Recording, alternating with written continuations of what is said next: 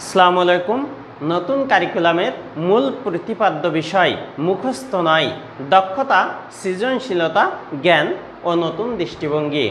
অর্থাৎ প্রচলিত শিক্ষা ব্যবস্থা যেটা ছিল সেটাই নোট বা গাইড কিনে সেগুলো কি হতো, খাওয়া ঘুম ছিল না, রাত দিন পড়ে পরিশ্রম করে সেটা পরীক্ষার খাতায় লিখে কাঙ্ক্ষিত একটা ফলাফল আশা করা যেত বা ফলাফল অর্জন করা যেত। কিন্তু বর্তমান নতুন কারিকুলামের যে শিক্ষা ব্যবস্থা সেখানে মুখস্থ বিদ্যা অর্থাৎ নোট এবং গাইডকে সম্পূর্ণ পরিহার করা হয়েছে। সেখানে কি হতে হবে, তোমাকে দক্ষ হতে হবে, সৃজনশীল হতে হবে, অর্থাৎ তোমার নিজের থেকে কিছু করার চেষ্টা করতে হবে, তোমার একটা বিষয় সম্পর্কে জ্ঞান থাকতে হবে এবং তোমার দৃষ্টিভঙ্গিটাকে চেঞ্জ করতে হবে। অনেকে মনে করছো নতুন কারিকুলামে কোনো পড়ালেখা নেই, আসলে তোমরা ভুল ভাবছো এবং একটা বড় ধরনের ক্ষতির সম্মুখীন হতে যাচ্ছ। নতুন কারিকুলামের যদি প্রত্যেকটি বিষয় সম্পর্কে তোমাদের বেসিক ধারণা থাকে বা জ্ঞান থাকে, সেক্ষেত্রে পরীক্ষায় যদি তোমাদের ওই বিষয় সম্পর্কে পড়ে তাহলে নিজের থেকে খুব সুন্দরভাবে প্রশ্নের উত্তরটা উপস্থাপন করতে পারবে এবং কাঙ্ক্ষিত ফলাফল অর্জন করতে পারবে। কিন্তু যদি তোমাদের বেসিক সম্পর্কে কোনো ধারণা না থাকে তখন পরীক্ষার হলে আফসোস করবে, ইস যদি বেসিকটা জানা থাকতো তাহলে এই বিষয়টা আমি খুব ভালোভাবে লিখতে পারতাম। ম্যাথমাস্টার স্পেশাল ব্যাচের পক্ষ থেকে সবাইকে জানাই আন্তরিক শুভেচ্ছা ও অভিনন্দন। আজ আমি নবম শ্রেণীর নতুন কারিকুলামের গণিত বইয়ের অনুশীলনী 1-এর 11 দাগে যে অঙ্কটি আছে এই অঙ্কটি সমাধান করব। তো দেখো 11 দাগের অঙ্কটি বইয়ে ভুলভাবে উপস্থাপন করা হয়েছে। অঙ্কটির সঠিক উপস্থাপন করা হবে ঠিক এভাবে, যদি P ইন্টু কিউ সমান সমান 0A 0B 0C 1A 1B 1C 2A 2B 2C হয় তবে P এবং Q নির্ণয় করো। দেখো এখানে আমরা যদি একটু ভালোভাবে খেয়াল করি তাহলে P ইন্টু কিউ দেখো গুণজ আকারে আছে এবং গুণজ আকারে প্রত্যেকটি উপাদান P এবং Q এর উপাদানগুলো নিয়ে গুণজ সেটের ক্রমজোড় আকারে উপাদানগুলো বা উপাদান সেটগুলো গঠন করা হয়েছে। দেখো প্রত্যেকটি উপাদান ক্রমজোড় আকারে আছে, অর্থাৎ ক্রমজোড়ের একটা এক্স এবং একটা ওয়াই, প্রত্যেকটা দেখো এক্স ওয়াই, যেখানে এক্সটা হবে পি এর সদস্য এবং ওয়াইটা হবে কিউ এর সদস্য। তো আমি প্রথমে দেখো এটাকে সেট গঠন পদ্ধতিতে উপস্থাপন করেছি।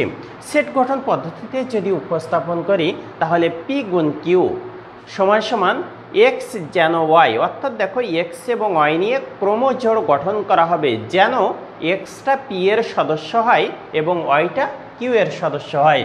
অর্থাৎ এখানে প্রত্যেকটা উপাদান যে ক্রমজোড় গঠন করা হয়েছে এই ক্রমজোড়টা যদি আমরা এক্স ওয়াই বিবেচনা করি, যেখানে এক্সটা হবে পি এর সদস্য এবং ওয়াইটা দেখো প্রত্যেকটা ক্রমজোড় যেগুলো আছে এখানে এক্সটা পি এর সদস্য হবে, অর্থাৎ প্রথম উপাদানটা পি এর সদস্য হবে এবং পরের উপাদানটা কিউ এর সদস্য হবে।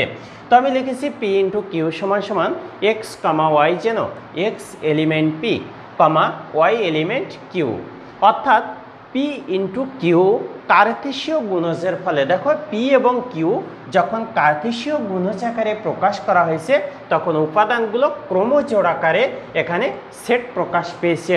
তা কার্তেশীয় গুণজের ফলে প্রাপ্ত সদস্য ক্রমজোড় হয় কি এক্স ওয়াই, অর্থাৎ দেখো ক্রমজোড়ের প্রথম উপাদানকে যদি আমরা এক্স বিবেচনা করি এবং দ্বিতীয় উপাদানকে ওয়াই বিবেচনা করি তাহলে আমাদের ক্রমজোড় গঠন হবে এক্স ওয়াই। এর প্রথম উপাদান এক্স আসে পি থেকে, দেখো এই ক্রমজোড়গুলোর যে প্রথম উপাদানগুলো আছে পি থেকে আসছে এবং দ্বিতীয় উপাদান ওয়াই আসে কিউ থেকে, অর্থাৎ দ্বিতীয় উপাদানকে ওয়াই বিবেচনা করব। দেখো এখানে প্রত্যেকটি দ্বিতীয় উপাদানকে ওয়াই বিবেচনা করব যেটা কিউ এর সদস্য। তো আমি লিখেছি এখানে পি ইন্টু কিউ সমান সমান 0A 0B 0C 1A 1B 1C 2A 2B 2C। দেখো আমরা যদি একটু মনোযোগ দিই তাহলে এখানে পি গুণজ কিউ, যেখানে প্রত্যেকটি ক্রমজোড়ের প্রথম উপাদানগুলো পি এর সদস্য এবং দ্বিতীয় উপাদানগুলো কিউ এর সদস্য। তা আমি লিখেছি অর্থাৎ পি ইন্টু কিউ এর সদস্য ক্রমজোড়গুলোর, দেখো পি ইন্টু কিউ এর সদস্য একটা একটা এবং প্রত্যেকটা একটা একটা ক্রমজোড়। সদস্য ক্রমজোড়গুলোর প্রথম উপাদানগুলো নিয়ে সেট। আমি যদি একটু প্রথম উপাদানগুলো বিবেচনা করি, দেখো প্রথম উপাদান 0, প্রথম উপাদান 0, প্রথম উপাদান 0, প্রথম উপাদান 1 1 1, প্রথম উপাদান 2 2 2। তাহলে আমি প্রথম উপাদানগুলো নিয়ে সেট পি ইকুয়াল টু 0 1 2 লিখেছি, যেহেতু এখানে এক্স যেটাকে বিবেচনা করেছি সেটা হচ্ছে প্রথম উপাদান এবং সেটা হচ্ছে পি এর সদস্য। এবং দ্বিতীয় উপাদানগুলো নিয়ে সেট, দেখো দ্বিতীয় উপাদান এখানে আছে এ এ এ, একইভাবে বি বি বি, একইভাবে সি সি সি, অর্থাৎ দ্বিতীয় উপাদানগুলো দেখো আছে এ বি সি। তো যেহেতু দ্বিতীয় উপাদানগুলো হচ্ছে ওয়াই এর সদস্য এবং সেগুলো কিউ এর সদস্য, এখন দ্বিতীয় উপাদানগুলো নিয়ে সেট কিউ সমান সমান এবিসি হবে। এখন দেখো আমাকে বলা হয়েছিল পি এবং কিউ এর মানগুলো নির্ণয় করতে, তা আমি অতএব নির্ণয় সমাধান সেট পি সমান সমান 0 1 2 এবং কিউ সমান সমান এবিসি লিখেছি। আশা করি বুঝতে পেরেছ। দেখা হবে পরবর্তী ক্লাসে পরবর্তী অঙ্ক নিয়ে। সবাই ভালো থেকো, ধন্যবাদ।